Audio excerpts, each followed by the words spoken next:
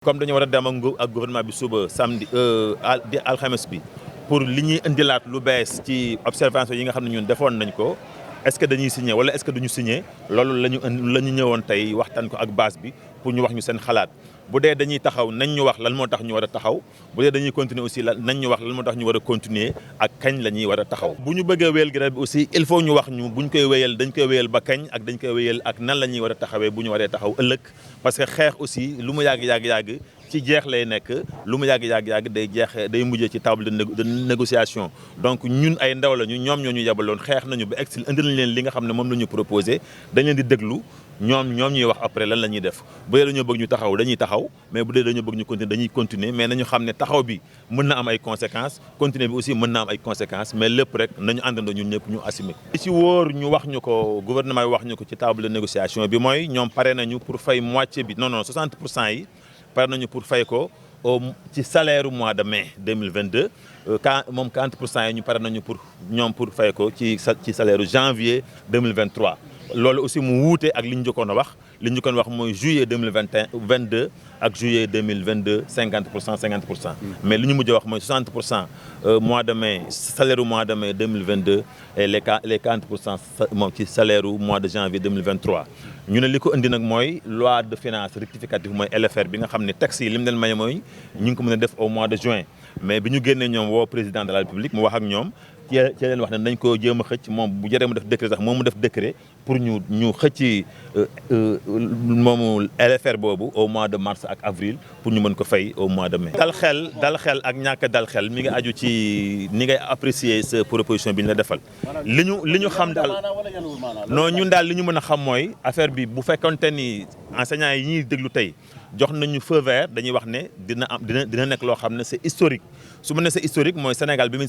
Sénégal ba tey augmentation yu mel nii ci corps enseignant musul am donc bu amee loo xam ne musul am te mu am enseignants yi accepté ko dañuy wax ne c'est historique mais enseignants yi aussi moomuñu leen ñoom moom seen bopp am nañu liberté ñu apprécier bu ñu apprécier que ne c'est historique mais doyul parce que gis nañ ne mën nañu am lu ko ëpp aussi dañ leen di fekk ci loolu xaalis Sénégal la ñuy fayee mais ñun nous sommes des Sénégalais ñun duñu ay Burkinabé duñu ay Congolais ay Sénégalais lañu dañu am droit ci lii bi dañu am droit ci xaalisu Sénégal parce que dañu defal Sénégal ay services suñu services yooyu aussi dañu war a am. parents d'élèves yooyu di wax ne politique dañ ci laxasu ñoom nga war a convoquer laaj leen lan mooy seen i preuve que ne dafa am politique bu ci laxasu ñun ñi nekk ci G7 bi. les 5 yi des nga xam ne ñooy continuer ci lit bi li ñu mën a wax mooy ñun amu ci kenn ci ku ko am benn carte ci benn parti politique au niveau national loolu moom mën naa ko seede beneen bi mooy ñun suñu aqulaay taala la ñuy jiital ci lépp loo xam ne dañ koy def parce que li ñuy am ñun en tant que SG am nañ ko avant même ñuy nekk ay secrétaires généraux au syndicat. Nous sommes venus à Thiès réaffirmer toute la responsabilité que ces secrétaires généraux ont devant le gouvernement et aussi leur dire que la base est avec eux et on les conforte dans leur position. Maintenant, Thiès devra nous donner des directives et des orientations. L'Assemblée générale est là, les enseignants ont répondu présent et massivement et nous leur en félicitons,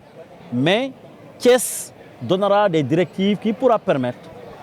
d'aller face au gouvernement et donner des réponses concrètes par rapport à la crainte des enfants. Au premier plan d'action, le niveau de satisfaction dans un secteur n'était pas satisfaisant, mais au deuxième plan d'action, nous avons senti tout l'engagement et la mobilisation des enseignants derrière la plateforme qui était déroulée par le groupe des 5 du G7.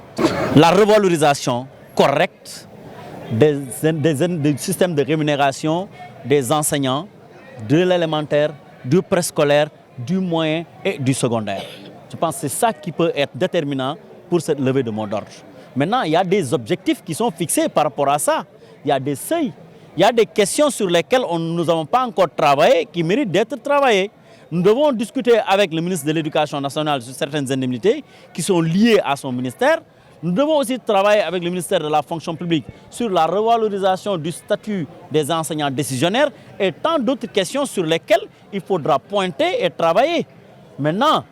la revalorisation du système indemnitaire des enseignants devra être capitale aussi. Maintenant, sur différentes rubriques, il faut le dire. Il n'est pas question que des enseignants d'une même hiérarchie aient des différences aussi grandes qu'on le voit. En tout cas, c'est des écarts que nous avons pointés et nous pensons que le gouvernement a pris acte Et dans leurs prochaines propositions, ils devront nous faire des propositions qui seront dans l'égalité, mais aussi dans un équilibre qui pourra permettre aux enseignants de se voir dans les propositions.